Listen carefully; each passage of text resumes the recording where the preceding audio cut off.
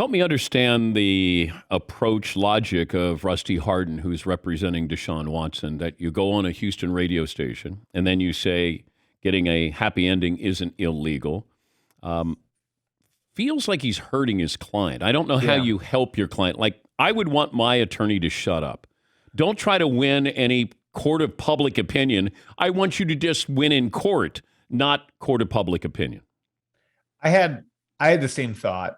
And I asked around about this at the end of last week with some lawyer friends of mine, like why would you go public in this sort of way?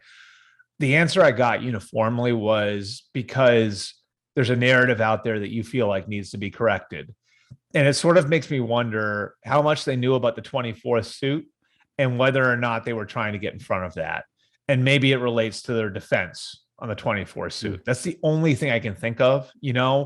And obviously there's graphic detail in that one, and we don't know who's telling the truth. There are very few people that know who's telling the truth, but I that's the only thing I can think of, is that if there's a narrative out there that they feel like that Rusty feels like needs to be corrected, that's why you would do this. And maybe it's even getting in front of it with potential jurors. Like, you hope that a potential juror hears your message now, so it sort of sinks in. So by the time they're sitting there, in all likelihood in 2023, like, they already have that piece of it. They already know that piece of it. That's the only thing I came across over the last few days that explains it. Otherwise, I'd be with you. I just it doesn't make a ton of sense why you would be so public in saying the things that he said. But it is, and I don't know how else to say this, but is a happy ending, while he says it's not illegal, is it prostitution?